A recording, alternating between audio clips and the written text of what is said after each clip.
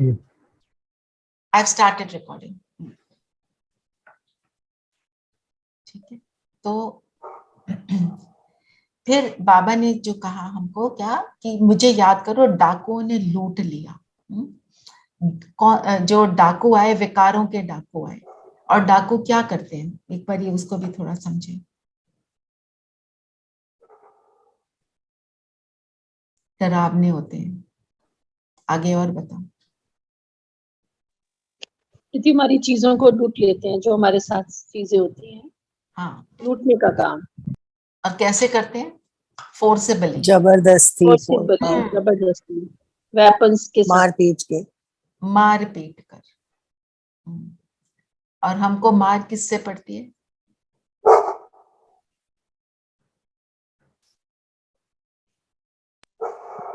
माया, बताओ। माया से, माया रावण से भी। माया रावण से। और वो क्या है माया रावण? हमारे 5 विकार। विकार। और बताओ। हमारी कमजोरी है। एक्चुअली कोई माया कोई चीज थोड़ी है, ऐसे कोई बीइंग थोड़ी है, रावण थोड़ी कुछ है। क्या है? हमारे अंदर प्रवेश हुए विकार। और हमारे विकार क्या है? हमारी कमजोरी। अगर मुझे डर लग रहा है तो क्या है? वो मेरी कमजोरी है। और डर किस चीज का होता है?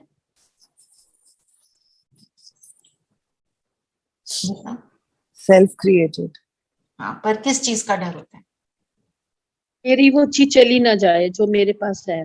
जो चीजें हैं चली ना जाए, मेरी प्रॉपर्टी, मेरे पैसे। और किस चीज का डर होता है? Even body. हाँ, हमारा इनसिक्योरिटी, शरीर। इनसिक्योरिटी, सबसे पहले मृत्यु का डर। और किस चीज? संबंधों का देवी। संबंधों के खो जाने का डर, है ना? अपनों के खो जाने का डर। और किस चीज का डर होता है? मृत्यु का डर, कि मैं मर ना जाऊं। हाँ, वो तो शरीर का हो गया ना। और बताओ। Whatever is related with being, मेरी पावर ना खत्म हो जाए जो आज है मेरे पास। पोजीशन पावर ना खत्म हो जाए। पोजीशन पावर वो खत्म ना हो जाए। और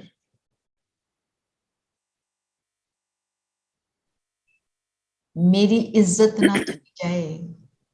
लोग क्या कहेंगे, है कि नहीं इस चीज का डर? ऐसे मत करो, मेरा नाम ना खराब हो, मेरा नाम ना खराब हो। तुम ब्रह्म कुमारी में जाते हो, सफेद कपड़े पहनते हो, सुना देंगे 10 बातें। अब तो शायद कम हो गया, अब तो बहुत कम हो गया, पर अभी भी होता है ना?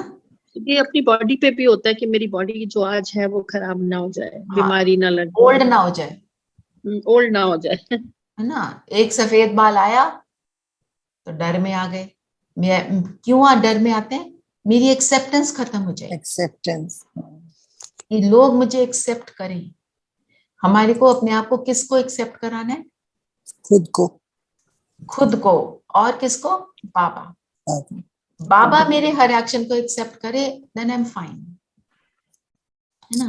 तो ये डर जो है, इसको निकालने का तरीका क्या है? मन मना भाव दीदी। मन मना भाव, करेक्ट। मैं निराकारी आत्मा, निराकारी स्वरूप में स्थित होंगे तो ये सब कुछ हो जाएगा। ये फियर निकलता जाएगा। और डर बहुत सटल होता है। मैंने आपसे शेयर किया हुआ है, मुझे तो अंधेरे से डर लगता था, बड़ी मुश्किल से निकला है। अभी भी पता नहीं पूरी तरह निकला कि नहीं। दीदी मुझे डॉग से इतना डर लगता था कि मैं बचपन से लेकर आज तक, मतलब कहीं डॉग देखती हूँ, I don't know, something is wrong, मतलब मैं उस पे ऐसे बहुत सारे डर हैं, बहुत सारे डर हैं। और डर जो है सबसे बड़ा विकार बन जाता है। हमारी कमजोरी है ना, हमारे अंदर सामना करने की शक्ति नहीं है। और सामना करने की शक्ति के लिए मैं निराकारी आत्मा। और उससे बाबा क्या कहता है? तुम रिफ्रेश हो जाओगे, जिसको कहते हैं ना, चढ़े तो चाखे वैकुंठ रस, गिरे चूर। तो चढ़ने के लिए क्या करना है? ऊपर जाना है, और वहां जाके सारी शक्तियां लेनी है और उसको महसूस करना है। और मुझे मेरा सच्चा साजन मिला, सच्चा साजन कैसा होता है? सच्चा साजन, सच्ची सगाई, है ना। दुनिया में सगाई होती है तो कैसा वर ढूंढते हैं माँ बाप अपने बच्चे के लिए, अपनी बच्ची के लिए?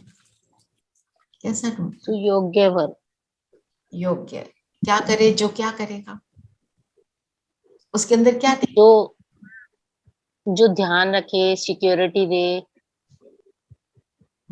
बताते अच्छा जाओ। कमाए। माँ बाप तो अच्छा कमाई भी देखते। और बेटी को प्यार से संभाले। प्यार से संभाले। और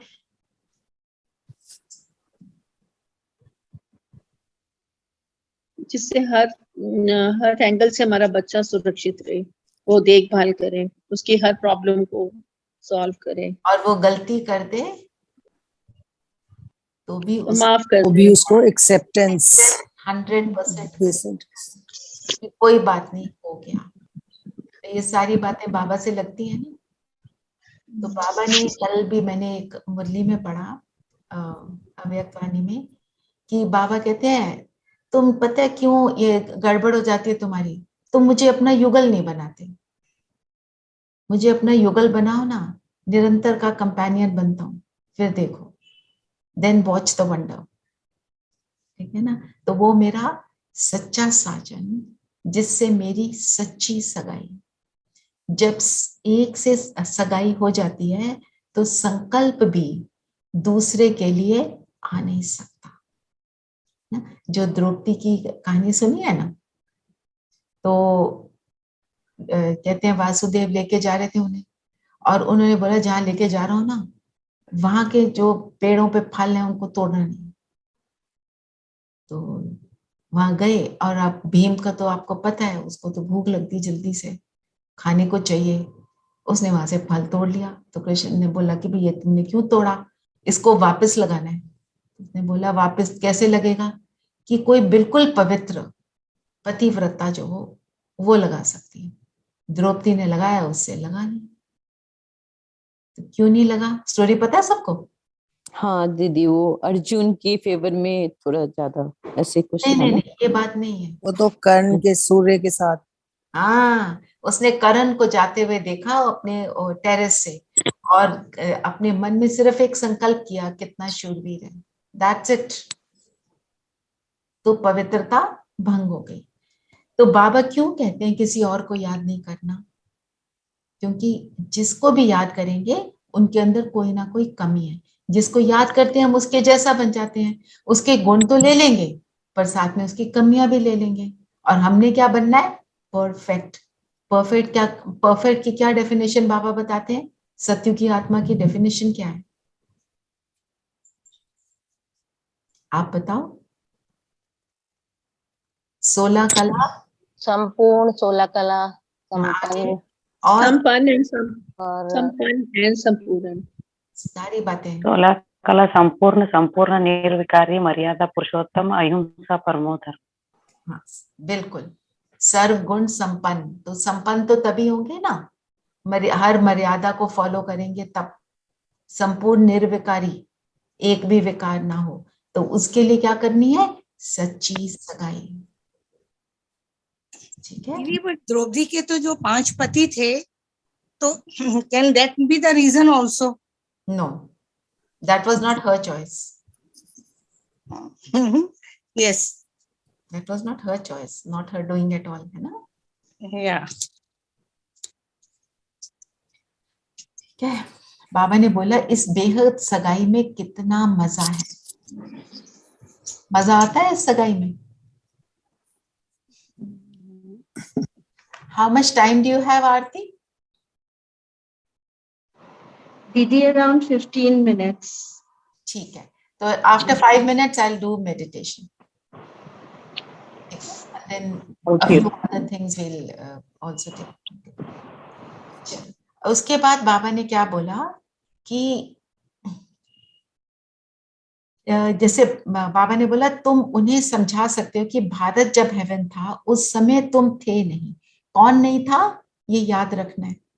कौन नहीं था उस समय? क्या नहीं था? अनेक धर्म, अनेक मठ पंथ वो नहीं थे। अनेक नेशनैलिटी, उस टाइम क्या था? एक ही नेशन, एक ही धर्म, आदि सनातन देवी देवता धर्म। कोई और धर्म आ जाए तो क्या हो जाएगा? तुरंत वापस। बिल्कुल वापस शुरू हो जाएगा। एग्जैक्टली एंजाइटी शुरू हो गई तो फिर क्या होगा? अच्छा, अब मैं आपको ये थोड़ी सी लाइंस जो हैं ये पढ़ती हूँ, उनका स्वरूप बनेंगे। जैसे हम कहते हैं ना, मुरली के लाइंस का हमें स्वरूप बनना है। जब दीदी भी पढ़ती हैं और आप सुनते हो तो वो बनो, ठीक है?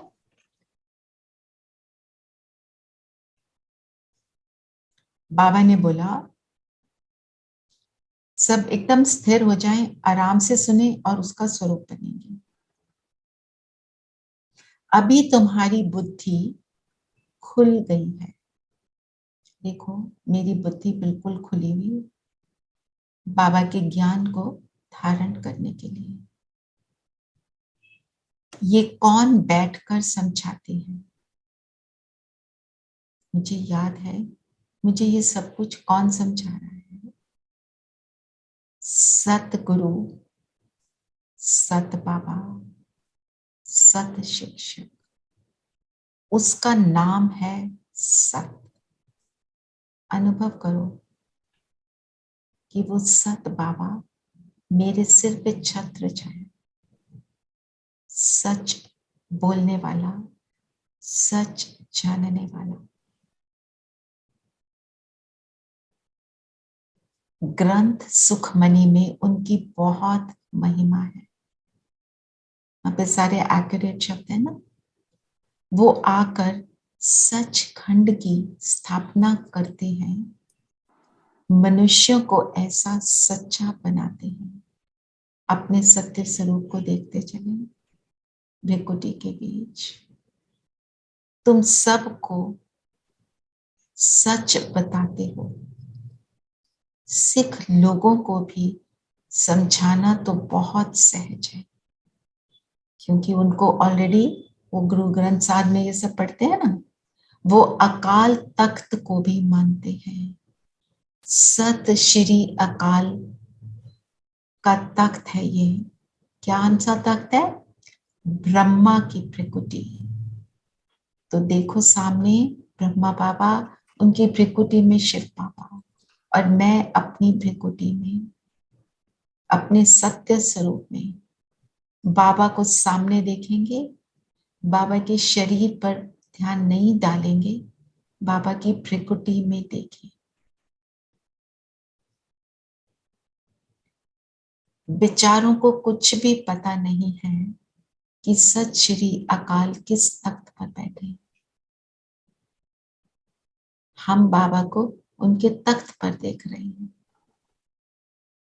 आत्मा शरीर रूपी तख्त पर बैठती है। कितना बड़ा तख्त है। आत्मा बिल्कुल माइन्यूट से भी माइन्यूट, तो उसके लिए तो ये प्रकृति का तख्त बहुत बड़ा हो गया। बाप आकर इस तख्त पर, ब्रह्मा के तख्त पर बैठते हैं। ज्ञान सागर बाप इसमें बैठ हमको मुक्ति, जीवन मुक्ति की राह दिखा रहे हैं।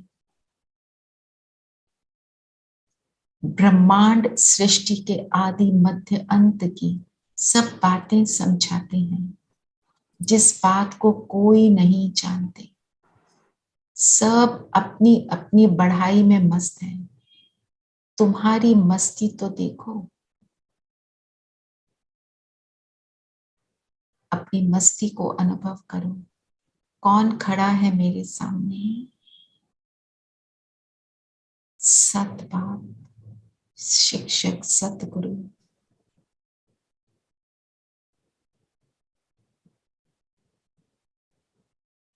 वरदान ले लो और उस वरदान की मस्ती में फिर खो जाओ।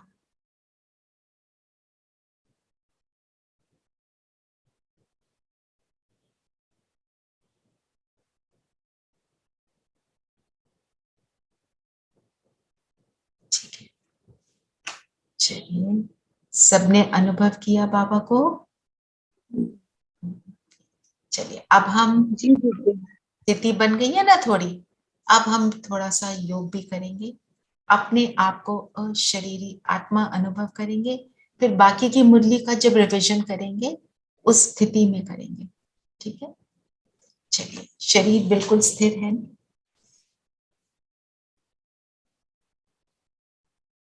बस चेक कर लो, अभी शरीर को बिल्कुल नहीं हिलाएंगे, और ऐसा अनुभव करो जैसे आप अपने शरीर से, पैरों से लेकर सिर तक सारी एनर्जी को विड्रॉ कर रहे हैं।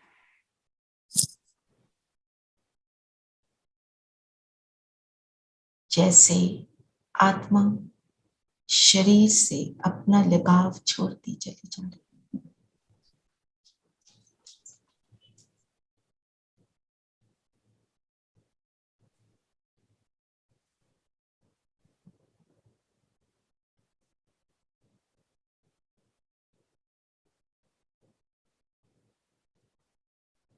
और सारी एनर्जी फिक्स हो गई मेरी भ्रिकुटी में, मेरे अकाल तख्त पर। मैं चमकता सितारा।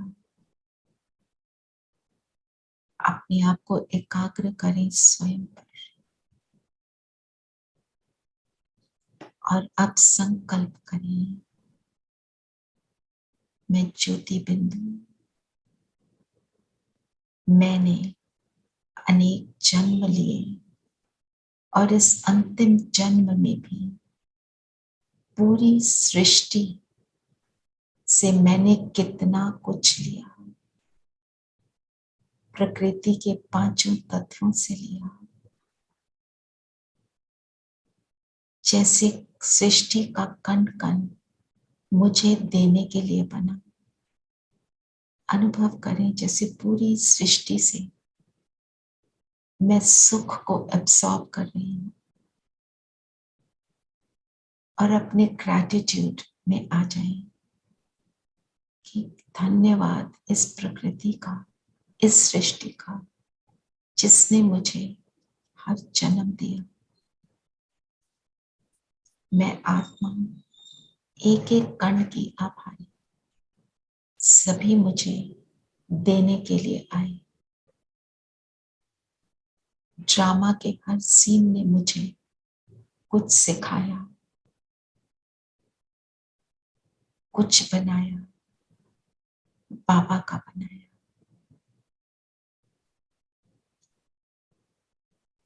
बाबा की लाइट अपने पर निरंतर अनुभव करते हुए अब हम पूरी सृष्टि को ये लाइट प्रदान कर रहे हैं। दातापन देने वाले, सभी दाताओं का दाता, सभी को सब कुछ देने वाला। जब मैं उससे जुड़ गई तो मैं हर कण को देने के लायक बनी। तो मुझ ज्योति बिंदु से पूरी सृष्टि में जो मैंने खींचा, मैं वापस प्रदान कर रही हूँ।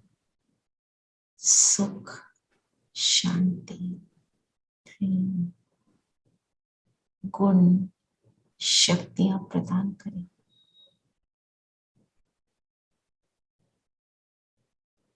इस शरीर को भी प्रदान करें। ये शरीर जो मेरा साथी बना रहा, जिसने मुझे बाबा से मिलाया।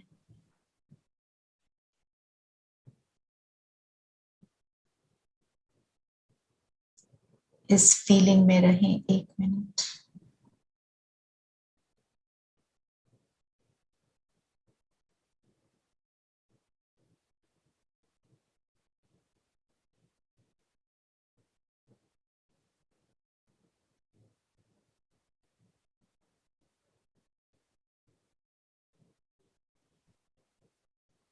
धन्यवाद हर कण का, धन्यवाद हर सीन का, और धन्यवाद उस बाबा का जिसने मुझे मांगने वाले से देने वाला बना दिया, मौलाए मस्ती में डाल दिया। ओम शांति। अब मुरली का रिवीजन कंटिन्यू कर रहे हैं, 2-3 पॉइंट्स हैं, फिर दोबारा से हम 1-2 मिनट एकदम जो भी सुना उसको फिर रिवाइज करेंगे अपने मन ही मन, अपने आप।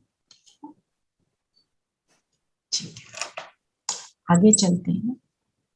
बाबा ने क्या बोला? अपनी स्थिति बनाकर रखेंगे, मैं आत्मा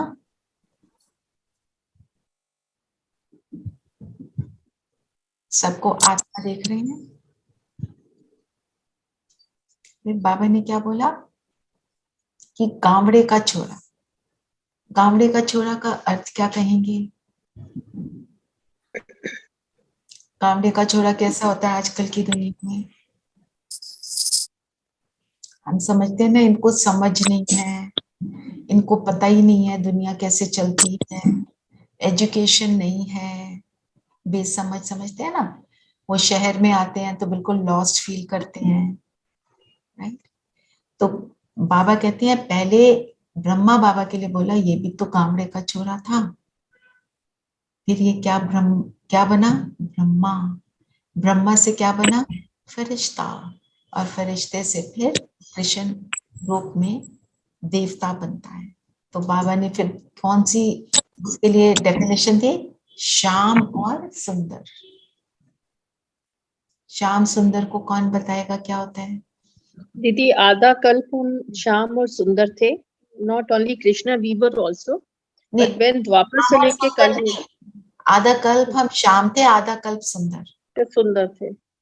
आधा आधा है ना, श्याम आधा और सुंदर आधा, मतलब अब श्याम बन गया। हाँ, सुंदर कब?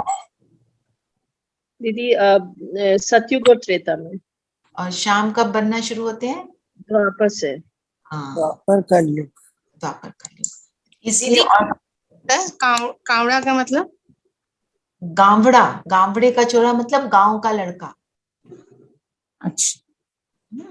तो बाबा कहते हैं कि ये बन जाता है श्रेष्ठ, फिर से गावड़े का छोरा बन जाता है, मतलब जिसको ज्ञान नहीं, अज्ञानी है ना, अज्ञानी बन जाते हैं ना हम। द्वापर के बाद अज्ञानी बनना शुरू होते हैं और कलयुग में टोटल अज्ञानी बन जाते हैं। दीदी जो आजकल कावड़े लोग जा रहे हैं यात्रा पे, वो कावड़ा नहीं, कावड़ा नहीं, गावड़े का छोरा मतलब गांव, गांव, विलेज, विलेज। उससे उससे कनेक्शन नहीं है। कृष्ण को शेफर्ड ही दिखाते हैं ना, मतलब as a child, that is the reference I think, गांव का छोरा। हाँ, पर वो मतलब, पर वो क्या रेफरेंस है? वो क्या है? गोपाल, गऊओं को चराने वाला। कौन सी गऊ है? हम सब। ज्ञान सुनाने वाला, ज्ञान घास खिलाने वाला। उनके तन में शिव बाबा आते हैं तो शिव बाबा उनके द्वारा जो हमें ज्ञान घास खिलाते हैं। था ना अभी 2-3 दिन पहले मुरली में। फिर आज दोबारा से ज्ञान अंजन सतगुरु दिया, अज्ञान अंजन विनाश। दीदी ज्ञान की घास अगर कृष्ण जी खिलाते हैं, लेकिन वो तो सतयुग में आए थे, सतयुग में तो हमें जरूरत ही नहीं थी। ब्रह्मा खिलाते हैं, उन्होंने कृष्ण का नाम डाला। कृष्ण तो प्रिंस है, वहां तो जरूरत नहीं। बिल्कुल ठीक बोला आपने, ब्रह्मा ही खिलाता है, खिलाता ब्रह्मा है, जिसकी आत्मा कृष्ण बनती है। तो उन्होंने भक्ति में कंफ्यूज कर दिया। ठीक ठीक, क्योंकि बाबा बोलते हैं भक्ति में कॉपी बहुत अच्छी करते हैं, कई चीजों में फिर कंफ्यूज भी हो जाते हैं। फिर बाबा ने ज्ञान अंजन की बात करी, थोड़े दिन पहले भी था ना, ज्ञान का सुरमा, ज्ञान का अंजन।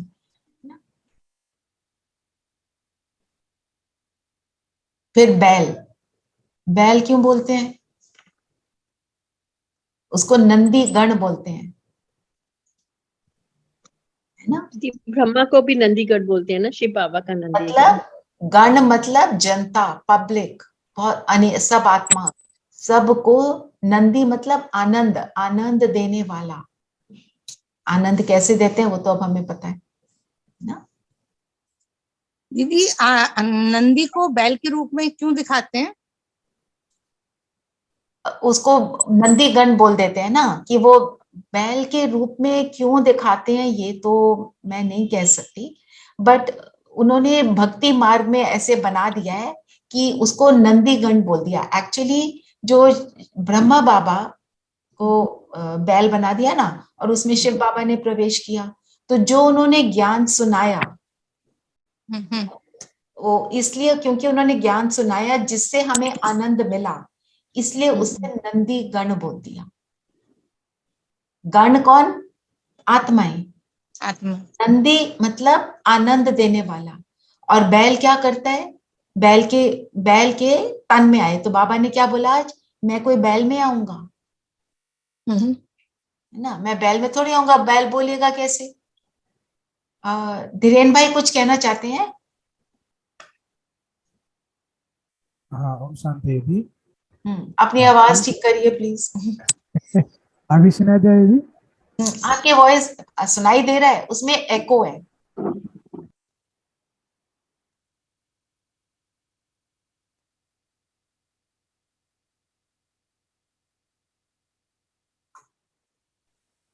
जो फैन चलता है ना, तो फैन का साउंड इको होता है। अभी अभी अभी अभी आया आवाज? हाँ। हाँ दीदी, जैसे कामधेनु जो गाय होता है, वो माताओं को या जगदम्बा को कामधेनु गाय कहते हैं, है ना। वैसे ब्रह्मा, क्योंकि शिव बाबा जब आते हैं, एक तो बूढ़े पुरुष का तन लेते हैं ना, तो इसीलिए वो नंदी दिखाते हैं, क्योंकि पुरुष गाय है, तो इसलिए उसको बैल कहते हैं। इसलिए बैल कह दिया, हाँ ये बात भी ठीक है, करेक्ट। लेकिन वो छोटा नंदी फिर वो दादी छोटा नंदी तो दादी गुलजार को गुजर बोलते हैं, होती है। और हाँ। करेक्ट, ठीक है। तो बाबा ने फिर क्या बोला है कि सदा नॉलेज से फुल रहना है, आपे ही आप अपने ऊपर कृपा करनी है, किसी से आशीर्वाद नहीं मांगना। हमारे को आशीर्वाद बाबा क्या देते हैं? आशीर्वाद का अर्थ हम क्या समझते हैं कि कोई आशीर्वाद देगा और सब कुछ बस ठीक चलना शुरू हो जाएगा, पर बाबा का आशीर्वाद क्या है? पढ़ाई करना और उसको फॉलो करना। उसको और फॉलो करना मीन्स हम खुद को आशीर्वाद दे रहे हैं। बाबा का आशीर्वाद है पढ़ाई, हमारे को ज्ञान सुनाना, बाबा की मुरली, हमारा साथ देना, और हमारी कृपा अपने ऊपर क्या है कि हम जो बाबा बोलता है वो करें, तब हम खुद को खुद आशीर्वाद देते हैं। दीदी अभी जैसे ब्रह्मा के कोई मंदिर नहीं है, एक ही मंदिर कहते हैं ब्रह्मा का, वो एक ही मंदिर है, तो ये जो नंदी की बात हो रही है, नंदी ब्रह्मा का ही रूप है, क्योंकि नंदी तो बहुत जगह, हर जगह जहाँ शिव है वहाँ नंदी है, जहाँ उसके सामने फेसिंग नंदी। भक्ति का विस्तार बहुत है ना। हाँ, तो वो ही वाली चीज ना कि उन्होंने इसलिए नंदी और ब्रह्मा को इकट्ठा कर दिया। फिर वरदान है मन बुद्धि की एकाग्रता द्वारा हर कार्य में सफलता प्राप्त करने वाले कर्मयोगी। हमारी ज्ञान में जो आत्मा बिल्कुल एकाग्र हो सकती है, उसको सफलता ना मिले ये हो नहीं सकता। हमारे योग के लिए क्या चाहिए? एकाग्रता। ज्ञान को समझने के लिए क्या चाहिए? एकाग्रता। जब हमने ज्ञान को धारण करना है उसके लिए भी क्या चाहिए? एकाग्रता। किस चीज की? अटेंशन की एकाग्रता, अपने ऊपर अटेंशन देना, है ना। और जब हम सेवा भी कर रहे हैं तो क्या चाहिए? एकाग्रता। कैसे सेवा करनी है? अपनी स्थिति में स्थित होना है ना, स्थिति बनाएंगे, उस पर अटेंशन देंगे, एकाग्र होंगे खुद पर, फिर लोग अन्य आत्माओं को आत्मा देखेंगे तो सेवा होगी, नहीं तो सेवा कैसी होगी? एक्यूरेट नहीं होगी। फिर वो सेवा बाबा क्या कहते हैं? सेवा नहीं होगी, मान शान के लिए होगी, या सिर्फ भाषण देने वाली हो गई, ठीक है ना। इसलिए बाबा क्या कहते हैं? मन बुद्धि की एकाग्रता द्वारा हर कार्य में सफलता प्राप्त करने वाले कर्म योगी भव। तो दुनिया में क्या कहते हैं? कर्म को अगर आपने बहुत ध्यान से किया, अच्छे से किया, तो वो क्या हो गया? कर्म योगी नहीं। कर्म योगी का अर्थ क्या है? हर कर्म को बाप की याद में करना। आप सोचो, बाप की याद में करना, बाबा को बुला ले तो वो कर्म कैसा होगा? एफिशिएंट भी मेरे ख्याल उसको अच्छे से डिस्क्राइब नहीं कर पाएगा, है ना? जल्दी होगा, श्रेष्ठ होगा, राइट? तो बाबा ने जो बोला, लेकिन कर्म के साथ योग है, माना मन और बुद्धि की एकाग्रता है तो सफलता बंधी हुई है। कर्म योगी आत्मा को बाप की मदद भी स्वतः मिलती है, नेचुरली मिलेगी, राइट? फिर स्लोगन जो है, बाप के स्नेह का रिटर्न। सब अपनी आत्मिक स्थिति में स्थित है ना, हमें प्रैक्टिस करनी है। हम जो भी कुछ कर रहे हैं उसमें मैं आत्मा और सब आत्मा है। बाप के स्नेह का रिटर्न देने के लिए अंदर से अनासक्त व मन मना भाव रहो, है ना? बाप के स्नेह का रिटर्न, हमारे को किसी से प्रेम होता है और किसी का हमारे से बहुत प्रेम होता है, तो हमारी एक्सपेक्टेशन क्या होती है उससे?